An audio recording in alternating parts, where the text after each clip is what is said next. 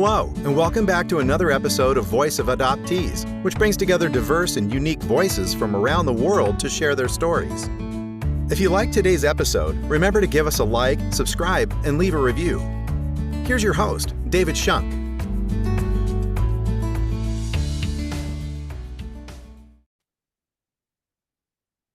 Hello, everyone. Welcome back to another edition of Voice of Adoptees. Today we have a special guest. I'd like to welcome Nikita. He is going to be sharing a different perspective on his story as a Russian adoptee at a little bit of an older age. So we're going to hear about some memories, good and bad. He can share as much as he wants or as little. And we'll turn it over to him now to introduce himself. Nikita, welcome. Go ahead and why don't you just talk about yourself for a little bit? Hello, my name's Nikita Powers, and that was it's my American name. Nikita Powers is my American name. My Russian name would be Nikita Mamadaliv, and I was 8.5 years old when I was adopted. So pretty young age, but still enough to remember a lot of things about what happened to me in the orphanage, the good and the bad stuff. So I was adopted by an American family who are very religious. I was raised in a very good home by them, and I was attending church with them. And I would say that my family that I grew up with, that I got adopted with, are very loving and kind. That's really good to hear.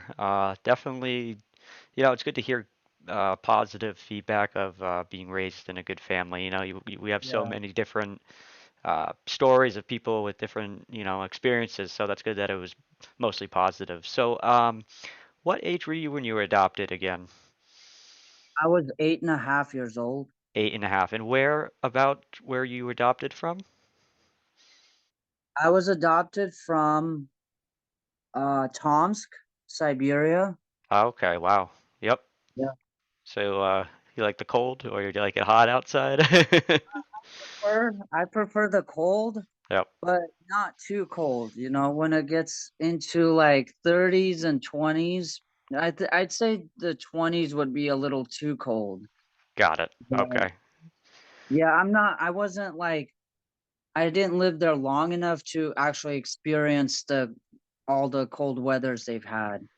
So, Okay. All right. Well, that's interesting to know. So mm, let's talk about, let's start from the beginning. Let's let's talk about the last memory you have of Russia. What's the last thing you remember? What are some things you remember? Let's start there. I'm sure okay. we'd be very interested to hear. Again, share as much or as little as you'd like, okay? So the last memory I would say is um one day I was sitting in it was like a big living room. Well, it wasn't big because I was small back then. It just seemed big back then.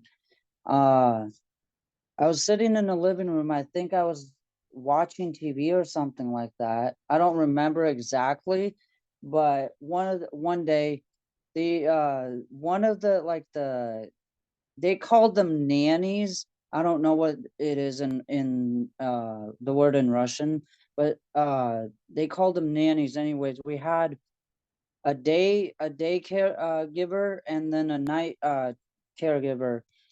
And so they would switch off back and forth. Anyways, in the daytime, I was sitting watching TV, and one of the nannies comes up to me and she's like, "Would you like to meet your mom?"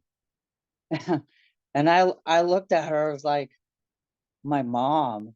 Like, Whoa. I don't think I have any memories of my mom. And so I was talking to her for a bit. She's like, "No, I'm talking about your adopted mom. You are being adopted." And I was like, I didn't know what to say. It was really like shocking for me. I was like, okay, sure, why not? So I go over and she takes me down to this downstairs to this different room, because the orphanage was like at least 4 stories high, if I can remember. Um, and so she takes me downstairs into like this it looked like a conference room. It was big, and she sits me down, and then one of my other friends from the orphanage, who is actually my brother now, because we both got adopted at the same time. Oh wow, He yeah. and I basically went, and we sat together, and we were looking at each other like very confused. We were like, what is going on? And so uh in that room we meet couple of these people. As we walked into the room, we meet couple of these people who are now my parents, and we look at each other, me and my brother. We were like, what, who are these people? And so the lady, the Russian lady, explained to us that these are going to be my adopted parents. And I was like, okay, interesting. So then for I think some time we sit down. I don't remember exactly how many. It was like a long time, like 5, 6, 7 hours. We were just sitting there talking and getting to know each other and everything like that. And um, at the end of the conversation, well, okay, so during the conversation, my parents go, and they had to have a translator, obviously, because they speak English. And so they go, and as they were sharing about their life and their uh their their situation, they were pulling out like pictures of my other siblings. So they were showing me pictures that I would be getting adopted with 3 Chinese girls, and then who else was it? Okay, I guess back then it was only, oh, it was one American girl, because they had 3 of their own, and then they so far have adopted 3 of the Chinese girls, and that was it at the time. And so they showed me all the pictures of their family so far. And so I was like, okay, that's cool. That's pretty cool. And at the end of the conversation, they I don't exactly remember, but couple days later, I guess they came back to visit me and my brother Dima. And so uh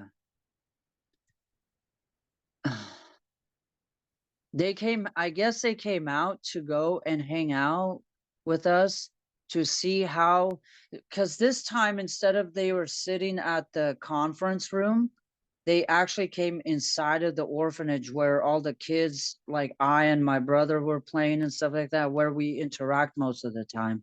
Right. And Yeah, that so, that that sounds about right. The first was more of a, you know, get to know each other, and the second is let's see you in your environment type of. yeah, Yeah, yeah, yeah. yeah, exactly. Uh, so they came by, and they interacted with me and my brother and a lot of the friends that I was growing up with there. And so after a couple hours, I guess they they let us know that they're gonna go to a hotel and stay the night over there before finally, actually, because I guess they've already made the decision to adopt us. And I didn't know that though. They were just I just the only thing I knew was like, these are your adopted parents, and that was it. And anyways, they left, and then I don't remember if it was a couple weeks or like a month. I think it was a couple weeks. It had to be a couple weeks, because I doubt they would stay in a hotel for a month. And so I guess it was like a couple weeks later they came by to finally take us out of the orphanage. And The day before they finally adopted us, one of my friends in the orphanage had a birthday, and I totally forgot about him having a birthday because we don't really celebrate birthdays there. We basically we're kids. We play around and we don't really know our age, unless we ask the adults, And so, let me turn on the light for a second. There we go. And so, You're fine. so yeah, the day before they adopted us, they went and we hung out in like the city center of Tomsk, and they took us shopping, me and my brother, and then at the end of the shopping day, uh man, I don't know how many clothes we got. We got like bags and bags of clothes, I guess, for the trip to back home to where they lived. And so they bought like a cake, and I was like, "What is the cake for? Whose birthday is this?" And so when we get there, I guess we get surprised by one of our friends with the birthday that he had, and I was like, "Oh, that's cool." So we sat down and we enjoyed the cake and the fun times together, chatted, had conversations. I don't remember if we had tea or not, but the thing about tea is it's a big thing in Russia. Right. Yeah, Mhm. that's for sure. Yeah. Wow, that's incredible. So you Yeah. mentioned that your adoptive family came and they showed you photographs of the other children that they already adopted as well. You said Yeah. there are three from China. Yeah. So, and then they had three of their own, Yeah. and now they're adopting you and your brother. Hmm. So you have seven siblings.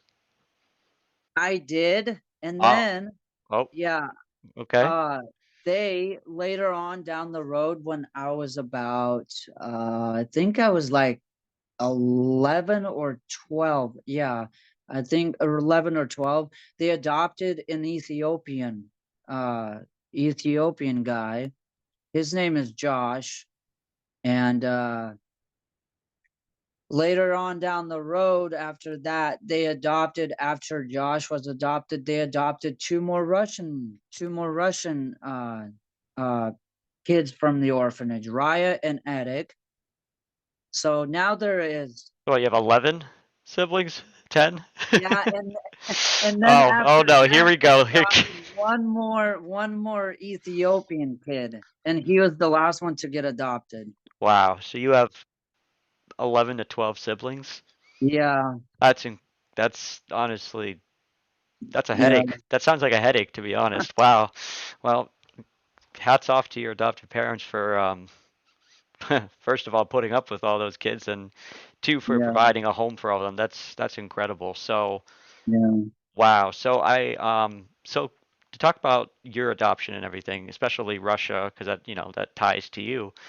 yeah. Have you had any conversations with your other siblings that were adopted from Russia about the orphanage or Russia, or are some more interested than others, or do you kind of ever share stories or ask questions? Kind of think about that. We, yeah, we,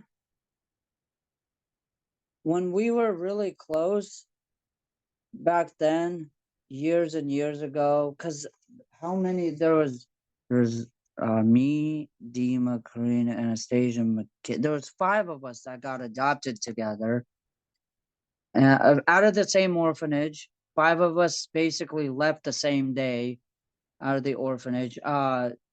Four of them live in Seattle area. I live in like Kelso Longview area. But when we were uh adopted, for years and years we used to talk about our experiences in the orphanage, how we basically grew up, and if we ever want to go back to Russia or go and see meet or find our parents and relatives and things like that. But as the days, uh, as we got older and older, we got more distant and distant. Except this for one friend of mine, I already mentioned her, Karina, that gave me the information for this site. She likes to keep in touch with me and talk about uh our history and in the orphanage and things like that, which to me, I don't mind talking about it. There was bad things about it, there was good things about it, but you know, but the other friends of mine from the orphanage, they don't really talk about things like that anymore. They never try to bring it up. Yeah, that there are some adoptees out there that just don't want to. Maybe it was a part of their life that they, want to forget. So Yeah, they kind of just block it out and move on. And, so, some of us get it, some don't. And but at the end of the day, it's their decision. We got to respect that. Not everyone has a happy story and a nice yeah, little sit around and have cake and tea ending, I mean, yeah, to put it that way. But so that's interesting. So with those conversations about Russia that you said, you were open about sharing and talking about it, reminiscing about it, and thinking ahead even. So if we think ahead for your story, are you still interested in going back one day? Are you still interested in finding any information? Or are you taking a break, or was it like a certain period of time where you were really interested, or then here we are now in 2023, and you got this war going on over there and all that yeah. crazy stuff. So like, what's your thoughts on everything right now, and do you plan on going over? My whole time, growing up with I love my parents. Uh, but I feel like I just never belonged where I am, Like they did a good job of raising me and everything like that, but I just feel like I'm not who I really am.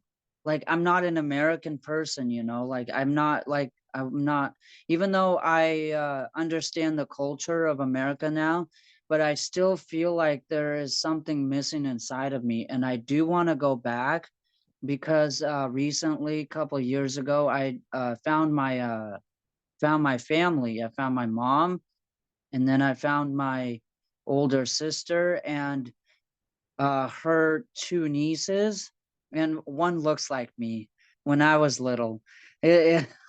It's They're always adorable. fun to see yourself. Yeah, Yeah, and that so that's great. uh, my older brother also, they all live in Russia right now. And so my oldest sibling would be my older brother, who is, I think, 39 now. And my youngest sister is, well, she's my only sister that I know of. She is 33. So, and Nice. I Okay. am Yeah. 29. No, I'm 30 right now. Yeah, I'm You 30. want to check how old you are again? Yeah. Well, it's not Um, at least we're not 40 yet, but don't worry, the new 40 is apparently 30 or 35. It's weird. I was actually at my doctor's office a couple weeks ago, and they had literally like a chart, and it said 35 is the new 40, and I'm thinking, was that a mistake, or you trying to tell people like yeah. you're getting older quicker?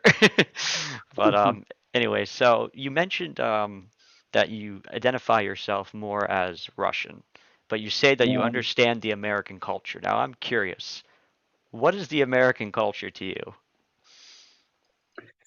Mm, Because I've never heard someone say that. So I'm actually just really curious what you think it is, because when it's, when I think of cultures, I think of like deep-rooted historical meaning behind, like, you got like the Chinese culture, very, very yeah, dominant. You got yeah. Russian culture, very, very dominant, and English are known to be proper. And then you have America, which is like, okay, like what are we? Um, so I feel like Americans, like uh they don't really, they have a like, okay, so you have in Russia, say in Russia and Mexico, I've noticed a lot of those countries, really, really are strong with their family ties. They take care of their parents when they get older, like they help their grandparents out, But I've noticed here in America, I'm not saying every American does this, but I've noticed that a lot of Americans, they just put their grandparents in like not foster homes, but like caregiving homes. I was gonna say I hope not, but I've noticed that. And yeah, like to me, it like that's not really rooted inside of me, and it never has. And I want to like go back to Russia to go care for my mom because she's getting old right now. Even though she has issues with me sometimes, we argue a lot all the time, but she's still my mom and she gave birth to me, So like I still want to go over there, one day and visit my family and go help her out because what is she going to do when she gets to the point where she's living in her house one day or her apartment and she all of a sudden cuz she climbs stairs to go to her apartment and one day, like, what if she gets too old to the point where she can't climb stairs anymore, And her legs just give out or something like that, and she just can't walk anymore, you know? They're just gonna like, I don't know, So yeah. mm, It's interesting that it's very obvious to me, and I think everyone that's going to listen to this is going to agree that you definitely have a much stronger tie to Russia than a lot of adoptees I've met so far. Just based off the fact that maybe you are older, you do have more of those memories. I was adopted mm, as a pretty much a baby, so I don't know much until I went back for the first time to reconnect with the family over there and all that. So I'm curious, what does your adoptive parents think about all this? Especially you having conversation with your biological mother, and you talk about you're worried about her and that you want to go back to help her out. Have you told any of these uh, thoughts and like situations to your adoptive parents? Have you kept this all to yourself? I'm just interested to know how you're navigating both sides of the family. uh so when I first met my Russian mom, I kept it kind of on a low to make sure it wasn't like a scam or anything like that. Because you never know. Like anybody could be anybody these days, And so I wasn't sure if she was actually my real mom or if she's not. And then talking to her for about couple weeks, I started to realize that this woman is actually my mom, and she has confirmed it multiple times. She sent me pictures of her when she was younger. She sent me pictures of me when I was a baby, and I'm like, okay, so the fact that you're sending pictures of me when I was a baby, and the same thing is if I have the same pictures for some reason, I guess the orphanage gave me those pictures when I was adopted. And my mom and my sister both have like similar pictures of me. It confirmed to me that these are legit relatives of mine, Right. It And was that confirmation you needed. Yeah. yeah, exactly. And so when it also confirmed to me that my older sister Larissa has a daughter that looks exactly like me. When she first showed me a picture of her daughter, I was like, that looks like me when I was her age. And so my sister's like, yeah, I am your sister, like whether you like it or not, like we don't know each other yet, but as time goes on, we will know each other. And my sister looks nothing like my mom.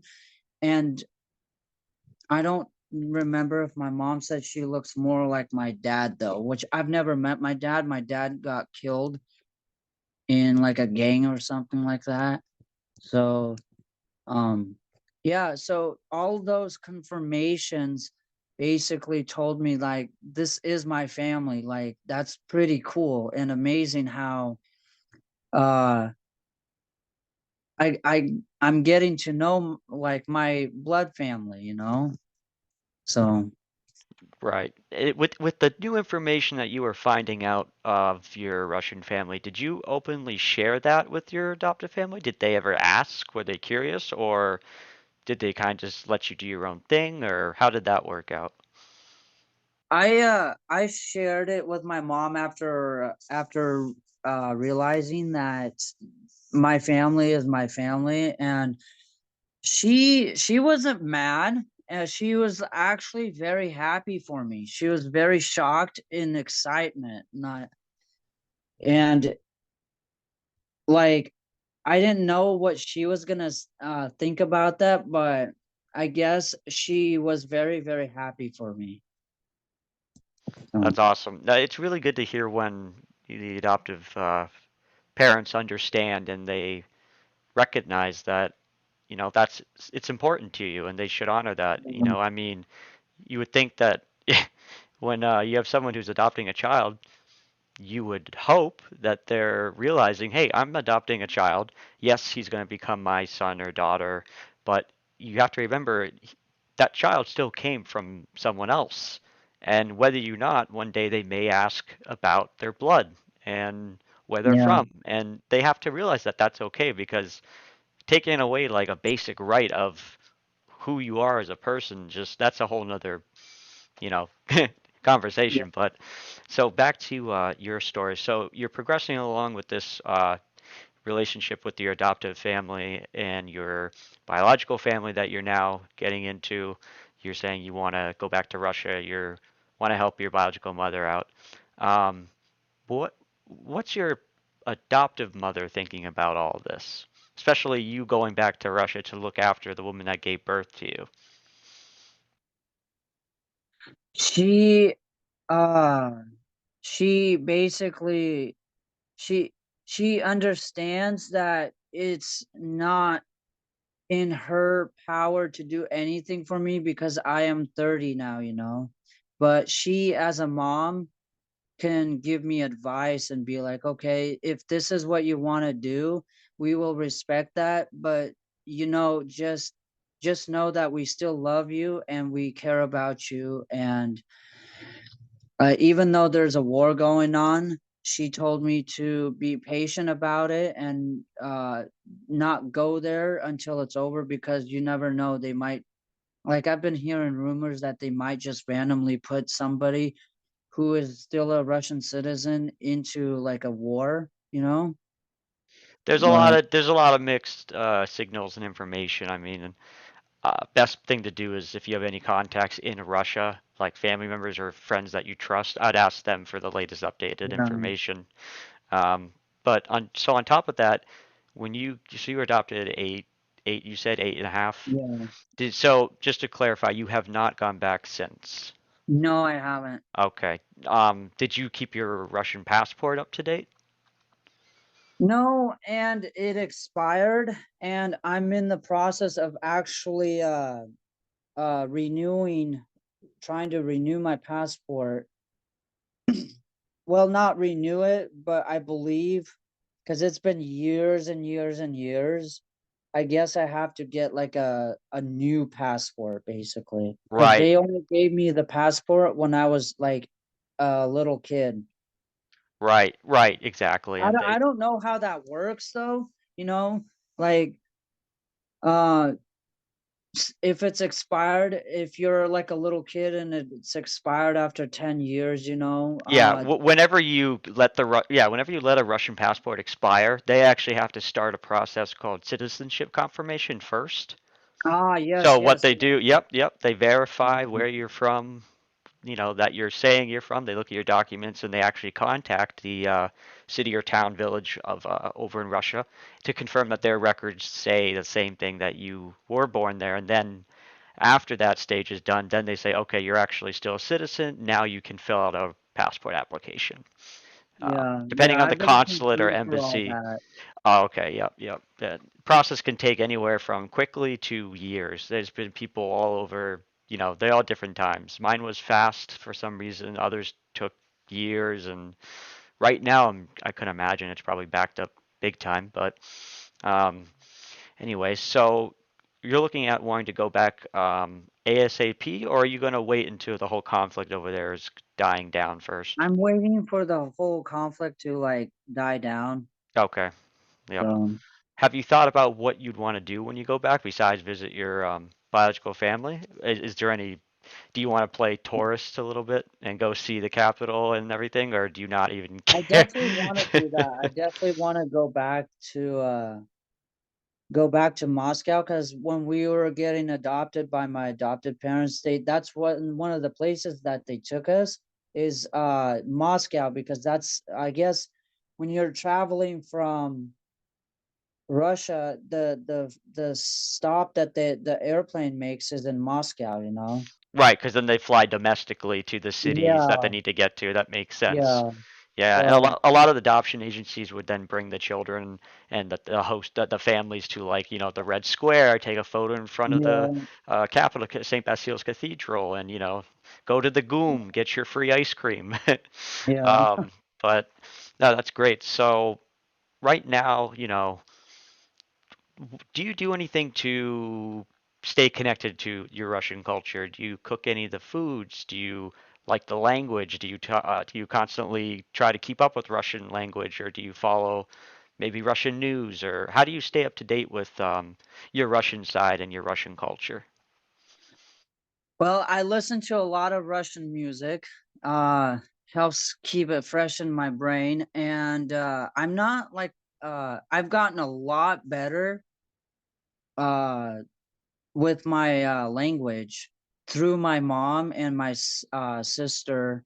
I don't talk to my sister as much I do with my mom. With my mom we talk for hours and hours, but um I am doing my best with the language, but I don't do it as much as I should be, like learning new words every day, and practicing those new words that I learn and actually putting them in practice. But I do learn words here and there, but not as much as I should be. And so when it comes to me talking to my mom in Russian, it's always a struggle. I have to use a translator. But there is a lot now that I know than I used to when I was in, let's see, I think it was like, when did I lose it? I lost my language when I was, I think, in fifth yeah, it was in fifth grade. I think I lost it, or fourth grade, fourth going to fifth grade. I started losing it. And so by 11th grade, I started picking it back up slowly because I had a uh, Russian friend that came into class one day. I was sitting in an English learning class, ESL they call it, and so he uh he came over and sat in class one day, and I was looking at him. I was like, man, I think this guy's Russian. Yeah. I was judging him. And then all of a sudden, like he starts speaking in Russian. I was like, "Oh, yep, I was right." But he's not like he's not Russian, but he's like Turkmenistan, but they speak Russian. Yeah, one of the former Soviet Union countries. Yeah, Right. yeah. Yeah, no, that's So interesting. Yeah, yep. he basically sat with me one day and helped me to read, write, and spell in Russian, and my writing in Russian is not good, but my speaking and understanding it is a lot better than it used to be because I didn't used to know almost anything in Russian. The only thing I used to know was "Привет," and that was it. Yeah, no, Now it's like my yeah. vocabulary is a lot farther. So Yeah, that's awesome. It's funny you mentioned that, you met a fellow Russian back in like fifth, sixth grade, or when you were younger, right? Yeah. Same thing happened to me. We had a Russian girl come in, and she was fresh from like St. Petersburg. Her family moved over, not a word of English, and my Russian was terrible. So I'm like, oh, this is cool. Like this girl's good looking, and she's from where Yeah. I'm from. I'm gonna go right in and smooth in, and nah, it didn't work too well because when she didn't speak English, I'm like, well, hi, I'm from Smolensk. And she would just stare at me. I'm like, yeah, this isn't going anywhere. She never talked to me again. Yeah. But anyway, so that's really interesting. So in, to kind of overview a little bit of an overview of what we talked about so far, based off of everything you told me, would you say you are happy being adopted from Russia?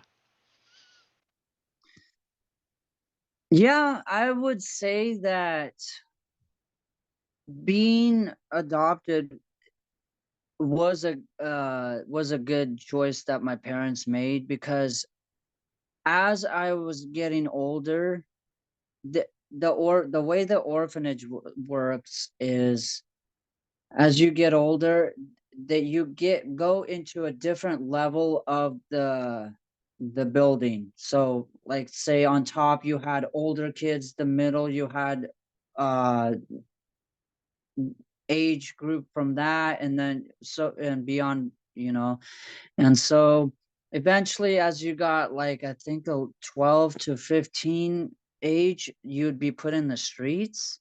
That's what I was told. But so my parents adopted me right before I was put to a section of older people, where there was more risks of being bullied and things like that. Right. Well, So I guess it was a good time to get out when you did. yeah. And That's, yeah. uh looking back at it now, um my birth mom is a um she's a Jehovah Witness, and compared to Christianity, they are completely different religions. Right. And um it's just hard to deal with my mom sometimes, but I still have to love her and appreciate her for giving me life, and but um yeah, so I guess, if I my point is, I guess if I stayed in the orphanage, sooner or later, they probably my mom would have found me, and I would have grown up being a different religion, and different character, I guess, of who I am right now, though. But because I was adopted into this Christianity family, I was raised to know and live according to how, you know life is supposed to be, like in goodness term. You live in harmony and peace with people, and not live in anger and frustration and fights all the time, Harmony and peace. That's gonna be the name of the episode. I like that. all right. Harmony and peace. That's perfect. Yeah. So that's good that, your view on adoption, I'd say, is very practical. That's what I come to term. I think that's a pretty good way to put it. You are old enough to understand where you're from. You are old enough now to look back on it, and you have this entire kind of 360-degree view that's finally come closed, where you're comfortable with who you are, and you're comfortable with navigating the relationship between the adoptive side and your biological side. And Yeah. that's really important because, some people just can't figure that out, and that's impressive, and especially with your 200 siblings. That's pretty. I'm Yeah. sorry, it was like 12, yeah. Yeah. But that's really cool. So, so on top of all that, where are you right now, in life? What's your 5-year plan, what are you up to these days? Um,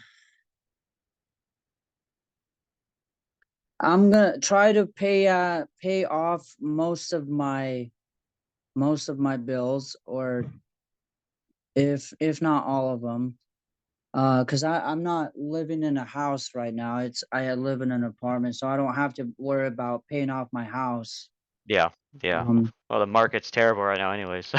yeah, and I uh I definitely want to go back and, visit and get to really understand, slowly understand the Russian culture again, like introduce it back into my life before I decide to know to like, go back and actually finally live it. Right, you kind of want to get a little bit of a preview of what it would be like. Yeah, Yeah. yeah. Now, Because okay, wow, yeah, here, what I can do here is not always accepted in like a different culture or a country. absolutely. Especially Russia, they're very, Yeah, very yeah. strict on certain aspects, definitely. So, do you have a lot of friends that are Russian? Do you have like a local Russian community, or do you mainly discuss uh, anything about orphanages, or your story, or anything Russia related with just other adoptees? Is there like, do you have a go-to group of people? Well, Karina's my only one right now. Um, the other ones don't really talk to me anymore, and I go to uh I go to a Russian church here where I live, and so I feel more comfortable if I'm surrounded by uh Russian people. I'm not I don't I'm not usually comfortable if I'm surrounded by like Americans or not saying that they're bad people. It's just I feel more comfortable. More open to people who are like in the same background as me, like Russians. Yeah, no, I totally understand that, and that's, I'm glad that you shared that. That's something that, you know, um, some people are going to feel that way, and you shouldn't be ashamed to feel the way you do. So it just makes Yeah. sense. Um, that's awesome. So I'd like to just leave off with a couple more sentences from you. If you could wrap everything up that we talked about this evening, what are some things that you'd like to share to everyone? Like, what's your message if you were to want to tell everyone?